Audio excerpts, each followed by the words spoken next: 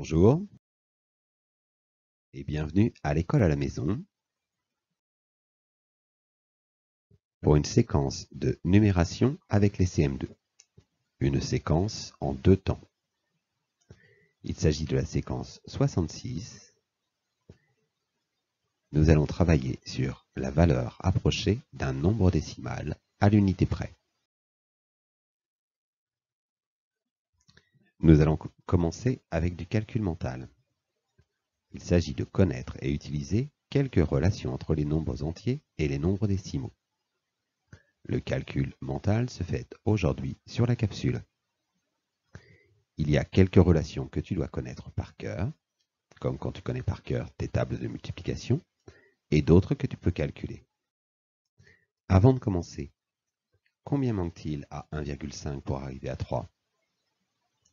Je pars de 1,5, je rajoute 0,5, j'arrive à 2. Je rajoute encore 1, j'arrive à 3. 0,5 plus 1, c'est 1,5. Il faut ajouter 1,5 pour arriver à 3. On peut dire que 1,5 est la moitié de 3, ou que 3 est le double de 1,5. Voici quelques questions pour le calcul mental. Écris les réponses au fur et à mesure.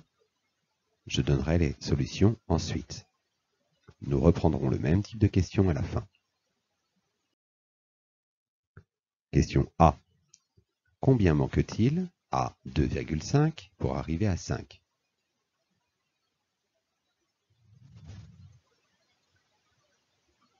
Question B. Quel est le quart de 1, c'est-à-dire 1 divisé par 4?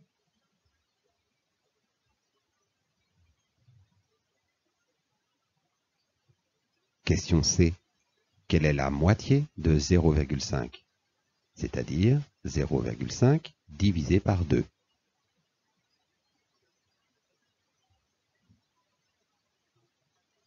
Question D. Quel est le quart de 10, c'est-à-dire 10 divisé par 4?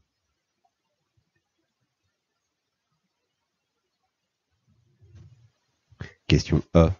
Quel est le double de 1,5, c'est-à-dire 1,5 multiplié par 2?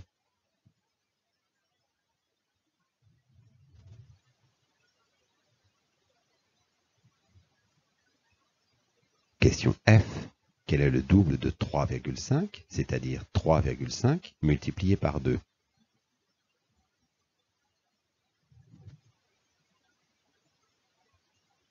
Tu peux faire une pause dans la vidéo pour terminer tes calculs. Je passe aux solutions. Combien manque-t-il à 2,5 pour arriver à 5? Il manque 2,5. 2,5 pour arriver à 3, il faut 0,5. 3 pour arriver à 5, il faut 2. 2 plus 0,5, 2,5. Quel est le quart de 1, c'est-à-dire 1 divisé par 4? C'est 0,25. Une unité, c'est 100 centièmes. Le quart de 100 centièmes, c'est 25 centièmes. C'est donc 0,25. Quelle est la moitié de 0,5? C'est 0,25. 0,5, c'est 50 centièmes. La moitié de 50 centièmes, c'est 25 centièmes, c'est-à-dire 0,25. Quel est le quart de 10? C'est-à-dire 10 divisé par 4. 10, c'est 100 dixièmes. Le quart de 100 dixièmes, c'est 25 dixièmes, soit 2,5. Quel est le double de 1,5? C'est 3. Quel est le double de 3,5? C'est 7. Ces résultats sont des résultats à connaître par cœur.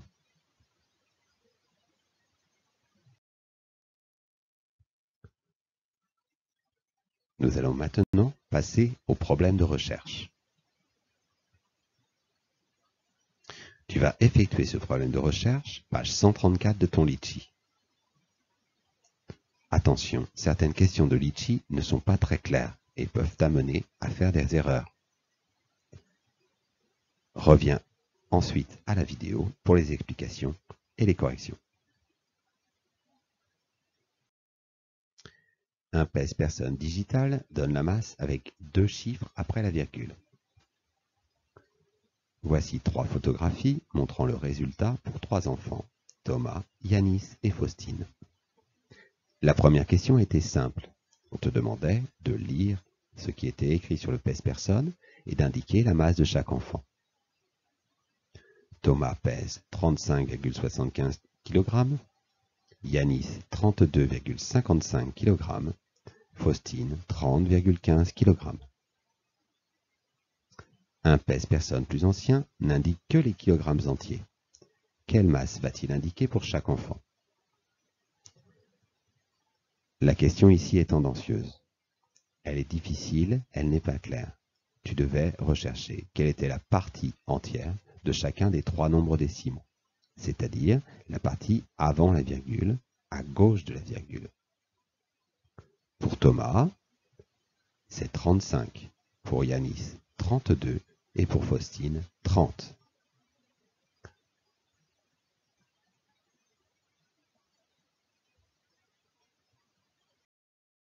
Elisa, Ethan et Jade se pèsent à leur tour sur le pèse-personne digital.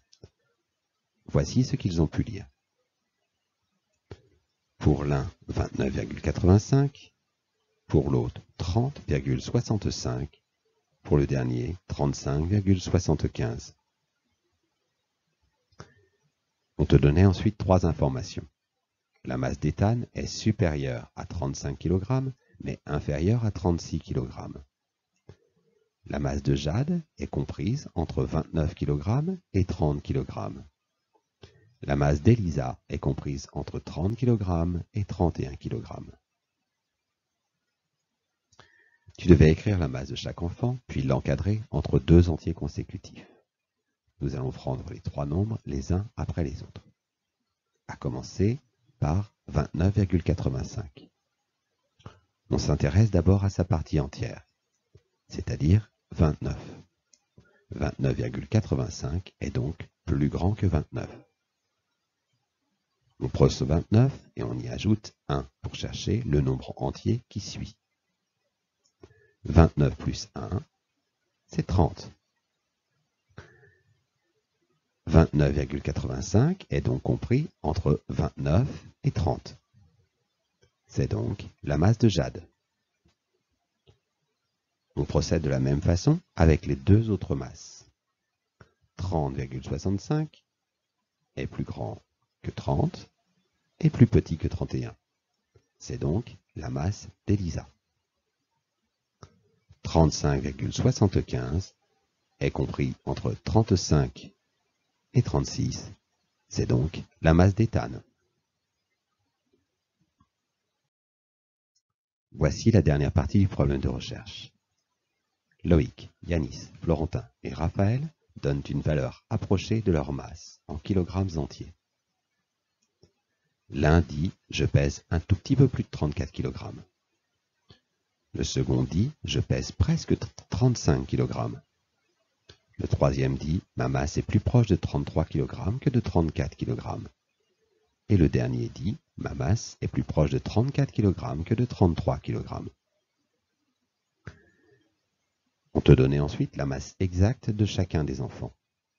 Raphaël pèse 34,15 kg. Florentin pèse 33,55 kg. Loïc pèse 33,45 kg. Et Yanis pèse 34,85 kg.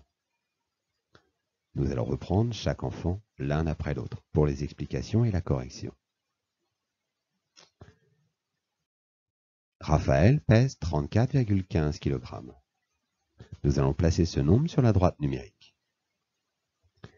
La droite numérique est graduée ici jusqu'au dixième. 34, 34,1, 34,2, etc. jusqu'à 35. Et nous allons nous intéresser à ce chiffre des dixièmes.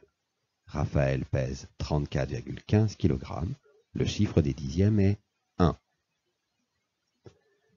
On place donc entre 34,1 et 34,2. Et on regarde les deux entiers, 34 et 35. On voit que la flèche violette est plus proche de 34 que de 35. La phrase prononcée par Raphaël est donc « Je pèse un tout petit peu plus de 34 kg ». Yanis pèse 34,85 kg. Le chiffre des dixièmes est le 8. On place donc la flèche verte sur la droite numérique et l'on voit que Yanis prononce la phrase « Je pèse presque 35 kg ». Florentin pèse 33,55 kg. On reprend la droite numérique, entre 33 et 34. Le chiffre des dixièmes est le 5.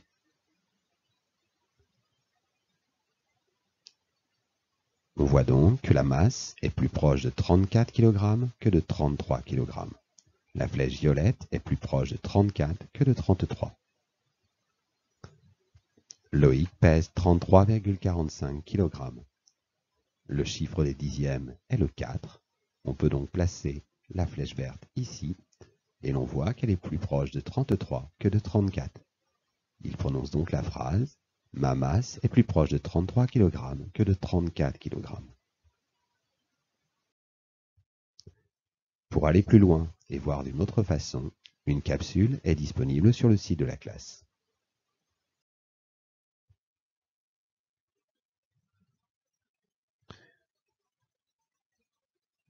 Tu vas maintenant pouvoir t'entraîner avec les exercices de l'itinéraire A ou de l'itinéraire B. Ces exercices se trouvent page 135 de ton manuel. Les corrigés sont sur le site de la classe 14.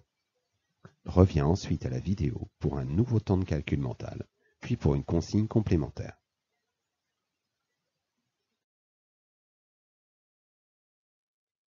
Voici le calcul mental pour la deuxième séance. Il s'agit toujours de connaître et d'utiliser quelques relations entre des nombres entiers et des nombres décimaux. Je vais te proposer 6 calculs et te donnerai la solution ensuite.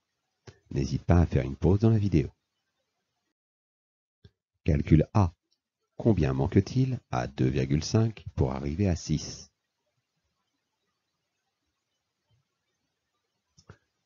Question B. Quel est le quart de 2, c'est-à-dire 2 divisé par 4? Question C. Quelle est la moitié de 5, c'est-à-dire 5 divisé par 2? Question D. Quelle est la moitié de 2,5, c'est-à-dire 2,5 divisé par 2?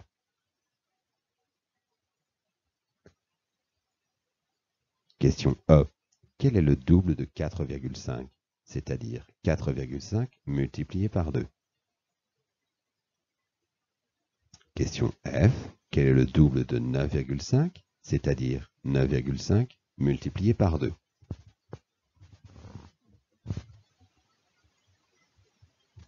Voici les solutions.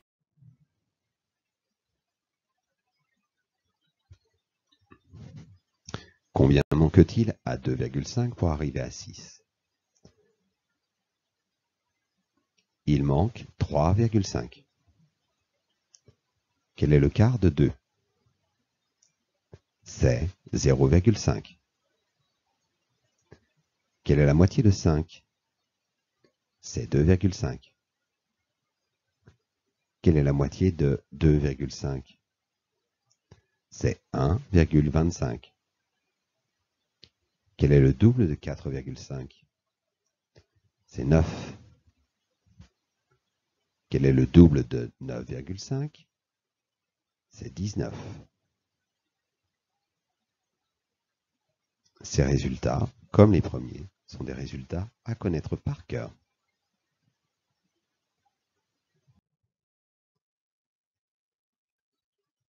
Tu vas enfin pouvoir continuer à t'entraîner en réalisant les 2 fiches d'application. Les corrigés sont fournis.